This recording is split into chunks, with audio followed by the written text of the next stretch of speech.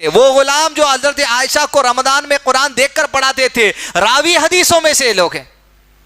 ماحول کا اتنا زبردست اثر حضرت عائشہ کی صدیقہ کی زندگی پر پہلے سے کر دیا گیا تھا کہ ایسا نہیں ہمارے پاس کہ گھر میں باپ دیندار ہے، ماں کو دیکھ رہے تو ٹی وی کے سامنے پڑے ہوئی ہے، بہن کو دیکھ رہے ہیں تو سوتے پڑے ہوئی ہے، بھائی کو دیکھ رہا تو راتوں میں جگتے ہوئے پڑے ہوا ہے، ایک بچہ ہے پریشان ہے، ان کے طریقے پہ چلوں، ان کے طریقے پہ چلوں، ان کے طریقے پہ چلوں۔ گھر کا ماحول اتنا ضروری ہے، جہاں نظر مارے بچوں کو ایک نظریہ نظر آنا چاہیے، ایک ویژن نظر آنا چاہیے، ایک عقیدہ نظر آنا چاہیے، ایک منہج نظر آنا چاہیے، ایک نماز کا طریقہ، ایک روزے کا طریقہ، افطار کا طریقہ، سحری کا طریقہ، ہر طریقہ کار سب کا جب ایک ہوتا۔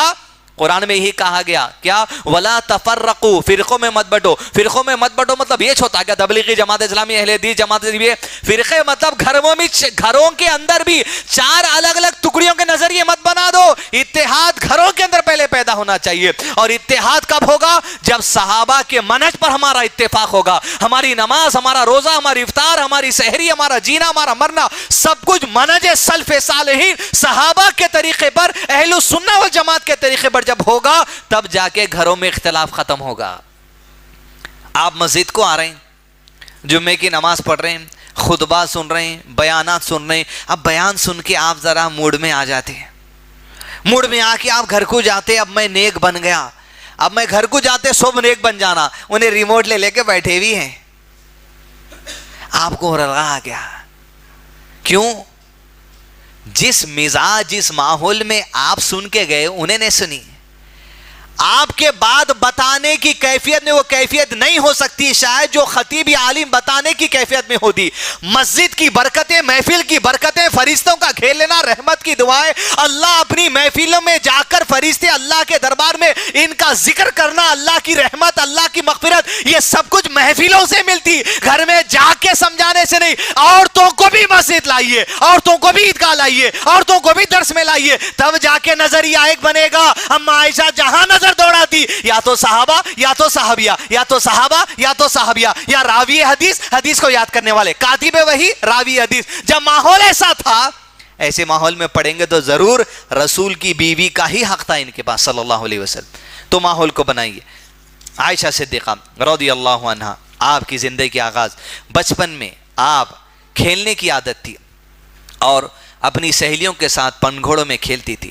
اور حضرت عائشہ کی خصوصیات میں سے خصوصیت یہ ہے کہ عائشہ صدیقہ رضی اللہ عنہا بچپن سے ہی، یعنی جب عمر چھوٹی تھی تبھی سے آپ کا میمورائزیشن جو پاور تھا بچپن سے بہت شارپ تھا، یعنی یادداشت اتنی تیز تھی آپ کی۔ وہ کہتی ہے کہ میں پن گھوڑے میں کھیل رہی تھی یا اپنی سہیلیوں کے ساتھ کھیل رہی تھی، مجھے پتا چلا کہ قرآن مجید کی ایک آیت ہے جو نازل ہوئی، وہ آیت سورہ قمر کی آیت نمبر 46 ہے، بل الساعۃ موعدہم والساعۃ ادہی وامر۔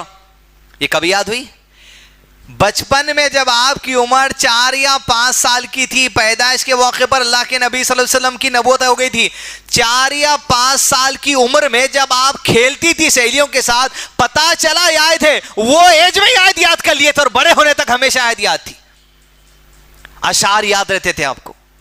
دیکھیے کیا خاصیت ہے عائشہ کی، انٹیلیجنس اور میمورائزیشن پاور اللہ جو بچپن سے دیا، وہ تو عرب کی خاصیت تھی، عرب کے تمام لوگوں میں تھی۔ اما عائشہ کو خاص اس لیے تھا، یہ جو 2500 حدیثیں جو اما عائشہ بولے یہ لکھتے نہیں تھے، 2500 حدیثیں یاد تھی ان کو، اللہ اکبر، یاد تھے سینے میں۔ اکثر صحابہ اکرام حفاظ حدیث اور حفاظ قرآن تھے۔ نبی صلی اللہ علیہ وسلم کی وفات ہوئی تک قرآن مجید نہیں تھا ایسی شکل میں، تھا ہی نہیں، ایک ہی نسخہ تھا قرآن کا، وہ بھی جگہ جگہ کاتب وحی، کوئی فلسطین چلے گیا، بصرہ چلے گیا، مدینہ چلے گیا، مکہ چلے گیا، سب لے کے چلے گئے، کسی کو ضرورت ہی نہیں تھی۔ کیوں؟ اکثر کو سینوں کے اندر قرآن مجید تھا۔ عورتیں بھی قرآن یاد رکھتی تھی، حدیث یاد رکھتی تھی، اور مرد بھی قرآن اور حدیث دونوں یاد رکھتے تھے۔ عائشہ صدیقہ رضی اللہ عنہا بچپن سے آپ انٹیلیجنٹ اور بہت شارپ، حتیٰ کہ آپ جھٹ جواب دینے والی۔ اللہ کے نبی صلی اللہ علیہ وسلم ایک بار حضرت عائشہ کو دیکھا، جب شادی کے بعد آپ کھلونے لے کر آئے، اس میں ایک گھوڑا تھا آپ کے پاس، اس گھوڑے کو پر تھے۔ اللہ کے نبی صلی اللہ علیہ وسلم نے پوچھا عائشہ کیا کر رہی ہو؟ گھوڑے سے کھیل رہی ہوں۔ تو اللہ کے نبی صلی اللہ علیہ وسلم نے کہا اچھا عائشہ تمہارے گھوڑے کو پر ہے؟ تو اللہ کے نبی صلی اللہ علیہ وسلم کے سوال پر جواب جو حکمت آنا دیا، کہا اللہ کے نبی صلی اللہ علیہ وسلم کیوں نہیں ہو سکتے؟ کیا سلیمان علیہ السلام کے گھوڑے کو کہیں پر نہیں تھے؟ تو میرے گھوڑے کو بھی ہے۔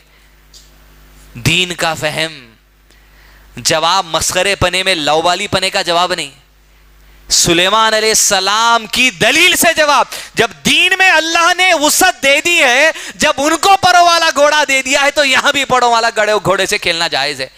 دین سے وابستگی جوڑنا 4 یا 5 کی عمر سے، یہ فہم اللہ عز و جل نے عائشہ صدیقہ رضی اللہ عنہا کو دیا تھا۔ بچپن میں کھیلتی سہیلیوں کے ساتھ، انٹیلیجنٹ، یادداشت آپ کی وسیع، باپ صحابہ میں سے، خلیفہ اول، ماں جو سو صحابیہ میں سے، بہن صحابیہ میں سے، بھائی صحابہ میں سے، کام کرنے والے خدام، راوی حدیث، حتیٰ کہ امام مالک کے جو سو استاد بھی بنے آپ کی خادمہ۔ یہاں پر جس خادمہ کا نام ہے مرجانہ رضی اللہ عنہ، یہ امام مالک کی جو سو استاد میں سے۔ آپ کی پیدائش والد صاحب کے جب گھر میں ہوئی، آنکھ اسلامی گھرانے میں کھولی۔ ابو بکر صدیق بہت زیادہ حضرت عائشہ کو چاہتے۔ حضرت عائشہ اور اسماء بنت ابی بکر جو ان کی بڑی بہن ہے، ان میں غالباً 10 سال کا فرق تھا۔ اتنا جو سو فرق رکھتے بھی تھے۔ اب آج کے زمانے میں 1 ہو گئے، 2 ہو گئے، 3 سال گیپ ہو گیا تو چوتھے بچے کا سے شرما جاتے۔ 10 ایئرز کے گیپ کے بعد بھی جو سو آگے بڑھتے تھے صحابہ، لہذا جو رکنا نہیں، جتنا اللہ تعالیٰ جو سو ہمت دیا ہے، طاقت دیا، آگے بڑھتے جانا، آبادی بڑھاتے جانا۔